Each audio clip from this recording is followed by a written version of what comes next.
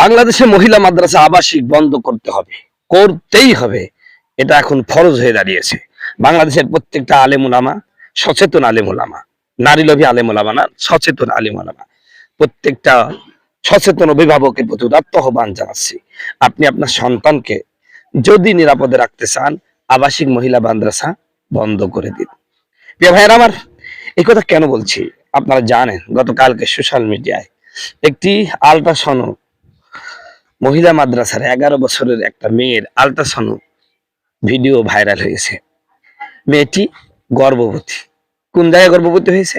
এই মেয়েটির মা আমার আপনার মতন টুপিওয়ালা হুজুরদেরকে বিশ্বাস করে মহিলা মাদ্রাসায়, সে গার্মেন্টসে চাকরি করে।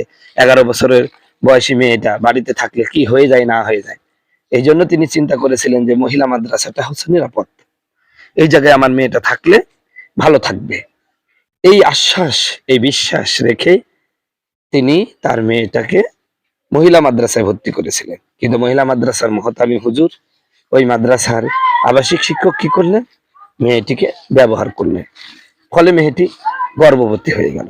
আপনি কি চিন্তা করেছেন হুজুরদের চরিত্র কোন জায়গায় চলে গেছে? এদেরকে হুজুর বললে হুজুর শব্দটা অপমানিত হয়।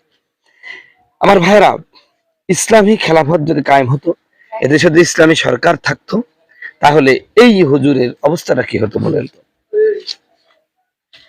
আজকে এই জন্যই আমি জোর দাবি জানাচ্ছি, শুধু এটি একটি ঘটনা নয়, এরকম অসংখ্য ঘটনা আছে যেখানে উল্লেখযোগ্যভাবে মহিলা মাদ্রাসা ছাত্রীদের, শিক্ষিকাদের ব্যবহার করে থাকেন হুজুর। বিভিন্ন প্রলোভন দিকে, খানা বিল কম করে দেওয়ার প্রলোভন দিয়ে, অথবা বেতন বাড়িয়ে দেওয়ার, শিক্ষিকাদের বেতন বাড়িয়ে দেওয়ার প্রলোভন দেখিয়ে, অথবা বিভিন্ন প্রেম ভালোবাসার মধ্যে ফেলে, এরকম অকাম কুকাম গুলো একের পর এক ঘটেই যাচ্ছে। এখন মহিলা মাদ্রাসাগুলো এক একটা জেনার কারখানা, আবাসিক হোটেলে পরিণত হয়ে গেছে। মহিলা মাদ্রাসাগুলো এক একটা জেনার কারখানা, আবাসিক হোটেলে পরিণত হয়ে গেছে। অতএব আমি অনুরোধ করব, সোজা কথা বলছি, বাংলাদেশ সব মহিলা মাদ্রাসা অনাবাসিক করতে হবে। স্কুল কলেজের মেয়েরা যদি সকালে গিয়ে বিকালে ফার্স্ট বাসায় ফিরতে পারে, মাদ্রাসার মেয়েরা কেন পারবে না? বিভাগ কর্তৃপক্ষের অনুমতি ছাড়া একটা মহিলা মাদ্রাসা চলবে না। এসব অমানুষের দৃষ্টান্তমূলক শাস্তি চাই, যাতে আর কোনো বাবা মায়ের কলিজার টুকরার গায়ে দাগ না লাগে। হাজার হাজার ভালো আলেমের ইজ্জত এই কয়টা কুলাঙ্গার শেষ করে দিচ্ছে। আমাদের অনেক উস্তাদও বলেন মেয়েদের আবাসিক রাখা উচিত না।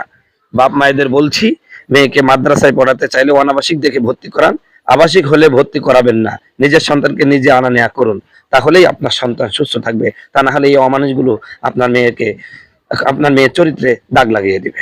সম্মানিত দর্শক শ্রোতা, আপনারা যদি নিত্য নতুন বিভিন্ন সমস্যায় এই কথা কোরআন এবং হাদিসের আলোকে শুনতে চান, তাহলে আজই আমার এই চ্যানেলটা সাবস্ক্রাইব করুন এবং বেল আইকনটি টিপ দিয়ে দিন, যাতে করে আমার প্রতিটা বক্তব্য আমি আপলোড দেওয়ার সাথে সাথেই আপনার কাছে নোটিফিকেশন চলে যায়। ভালো থাকবেন, সুস্থ থাকবেন, সুখে থাকবেন, 5 ওয়াক্ত নামাজ পড়বেন, হালাল হারাম বেঁচে চলবেন, সৎ পথে চলবেন ইনশাআল্লাহ।